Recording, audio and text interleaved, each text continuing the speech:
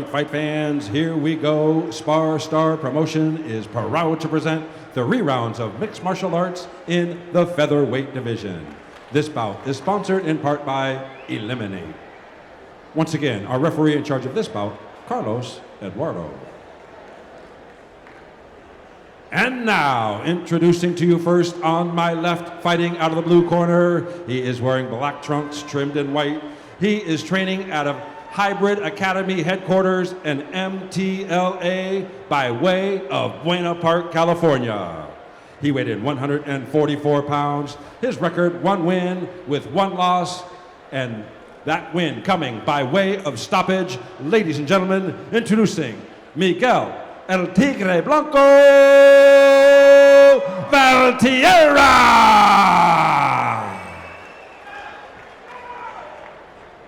His opponent across the cage on my right, fighting out of the red corner. He is wearing black trunks trimmed in white. He is hailing out of King's MMA. He weighed in 145 pounds. His record, 1 win, 1 loss, with his win coming by way of stoppage. Ladies and gentlemen, introducing Arthur Sanchez.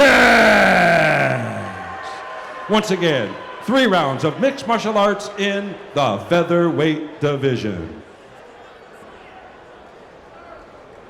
All right, John, we're about to get started right here. Thank you again for tuning in. Rafa Sparza from the Grappling Hour. John Evans from, well, here, everywhere. BJJ Breakdown. You can find him. Thank you, Raf. Yeah, this is going to be a good one. Yeah. I hope we see a striking war just based on what it says on paper. Be surprised, this might go everywhere, John. Yep, immediately. Well, Miguel throwing a good jab, but gets clipped a little bit and then enters into the clinch right away. Double unders, looking to bring that leg away. Going to try to sag Arthur down to the canvas, but loses the double unders. Separation, and now it's back into striking territory. So look how quickly we went from wrestling back to striking. We're going to go right back to wrestling again. Good and level in exchange change. for now, John, this is going to be very, very good. Like, watching them go back and forth. Really, really nice. Oh, good 1-2 from Miguel. Sanchez seemingly fine with just standing and trading. And we do have a single leg here, but be careful on that grip. What's happening over here on that underhook, John? Yeah, head to the inside single. There's no real guillotine possibilities, but the defense is interesting from Sanchez. Okay, punches to the face. As long as he stays standing, this is fine. He's trying to stress out the elbow of that inside grip, but I mean, this is. I'm surprised there's no whizzer on the right hand of Miguel. He's just there now. He's dug. He's got double unders off of this. Now he should be trying to put weight into that left leg and bring it back. And yeah, that's. I think he tried to space the butt back a little bit and realized he was up against the cage and there's not much give he could get. Yes. Ooh, nice extension though. Didn't connect, but looked very nice. All right, that's going to end. Whoa, and they are just swinging for the fences. Interesting to see. The very first round, which, again, we told you guys, be ready. This is going to go multiple places, and so far, they have been very good on that promise. You've gotten some wrestling exchanges. You've gotten some exchanges of striking while standing up. Now, both of these gents have a feel of what the other can do. Yeah, that's really interesting to see, too, because Sanchez standing up in what looked like more of a traditional Muay Thai stance, standing pretty tall, and Miguel multiple times looking to shoot in. He changed level pretty well and shot in, but when your opponent's standing straight up and down, especially if you can start timing their striking, that should get you pretty deep in on the takedown attempts at the very least. But Sanchez somehow able to fight off those takedowns multiple times and looking pretty good despite having kind of a funky and not optimal stance for defending those takedowns. And keep in mind, Arthur, the last time he was here at SparStar, he had a TKO.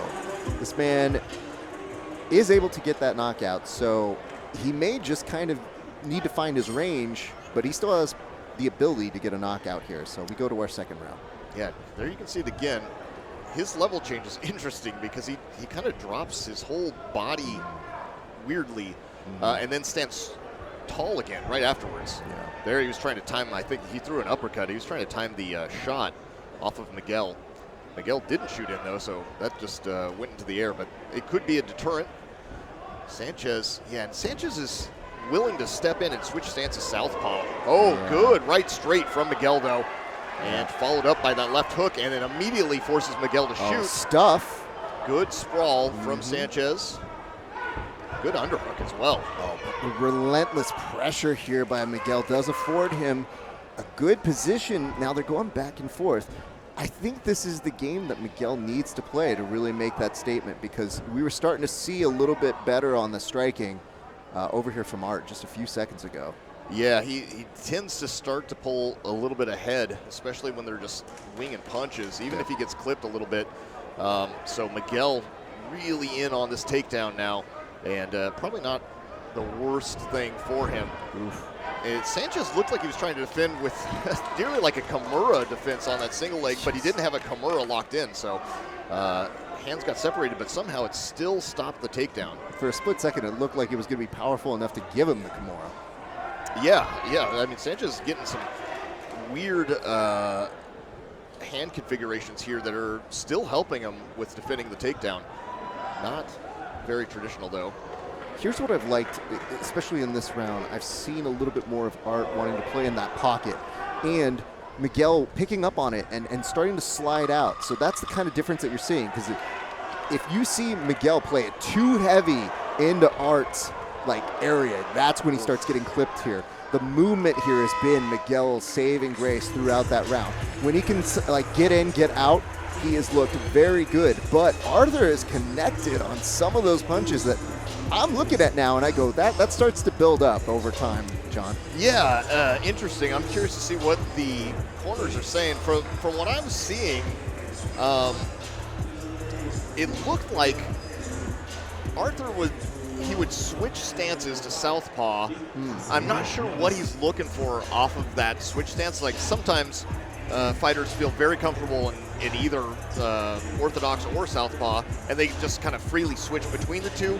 Typically, especially more at the amateur level, people do it when they're not that comfortable with striking, and they're just doing it because they feel like he can give them some extra angles or something, but they're usually not very strong in either stance. Arthur looks pretty strong, but I have to say when he does switch and whatever he's looking for there, he tends to get countered by Miguel. So I would love to see him clean that up so that way he's not getting clipped with that, or just stop switching stances. Well, I think it's also tricky because if you've noticed some of the feints that Miguel throws, he's using his body in a certain way that shrugs the shoulder down, and it kind of is, I think, meant to make you bite on it so that he can get the wrestling takedown. So I think that combination of the way he's switching up all of his assets as a martial artist has been paying forward so far. Yeah, here's the switch again. So now Sanchez in southpaw. He came out orthodox. He's looking maybe just for that big head kick. Yeah. But again, gets pushed back, and now he's back to orthodox. Now switching to southpaw again, and this is typically where Miguel is good at countering. Ooh. Yeah, he'll hit him with that right straight, which is not a bad idea against a southpaw. Ooh. There they clash legs. I think he might have bumped it a little bit unfavorably there for a split second. Yep, drops down, tries to get the takedown. Arthur able to fend it off. This is going to be a tricky one to score. Absolutely. Dropping his head and trying to throw that overhand right, Miguel doesn't quite hit the mark on that one. No, but again, these are smart strikes to try and get those kicks to build up the score. And again, a nice return there.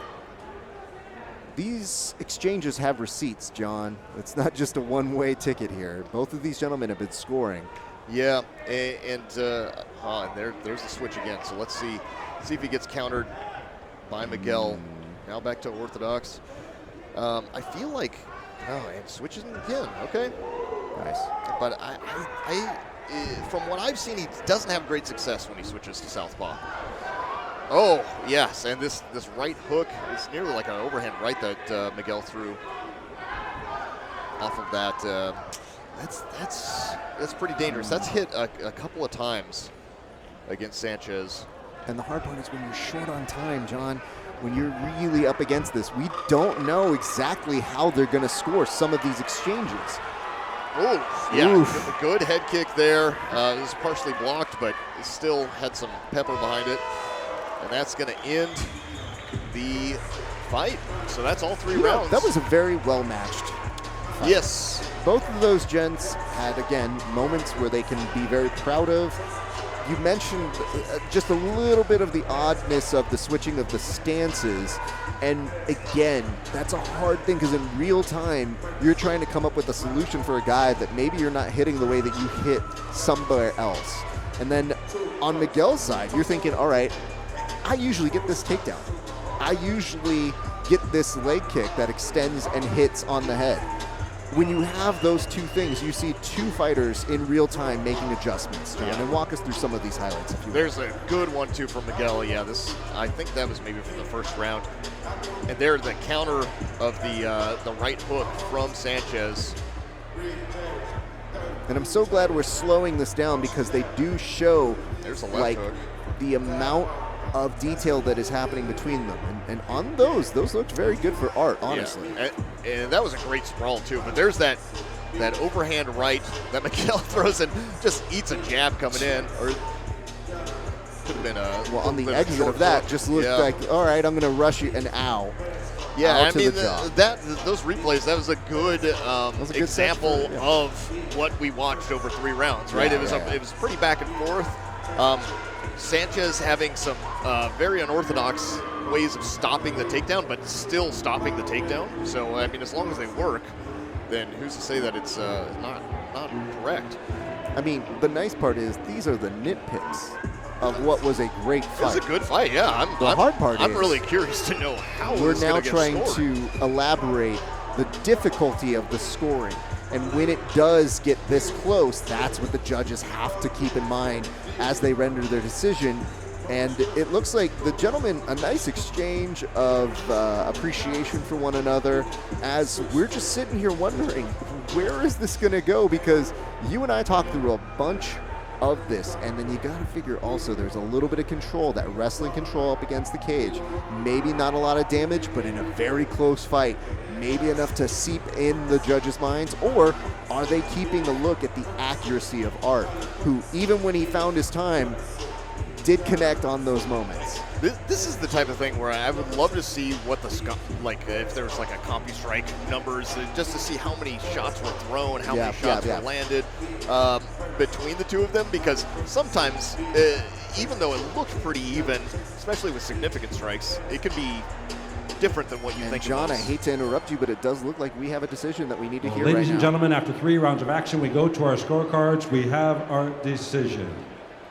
Judge at cage side, Clint Paulson, scores the bout 29-28, while both judges cage side, Jackie Denkin and Chris Crail, score the bout 30-27 in favor of our winner by unanimous decision, the blue corner, Miguel El Tigre Blanco Valtierra. Wow, 2 judges gave it all 3 rounds to Miguel. I mean, it's different when you're commentating than it is judging, and you can count up everything and that's right, my fans. Miguel, interesting to see. How do you feel, brother? Super pumped, man. I just want to say thank you to all my family members and my friends out here, our supporters. You're gonna see un cosa. Viva Mexico! So you're dominating. How do you feel, man? Did you have any fight plan this whole fight? I know he was a worthy opponent. I know he's well-rounded, and I just want to stick to the basics what my coaches taught me. Use my wrestling, use my shots, fake my shots. I'm not usually a striker, I'm mainly a grappler, so my coach told me use those kicks, man, use those kicks. Add it up. If you use the jab, and here we go, man. Here I'm here.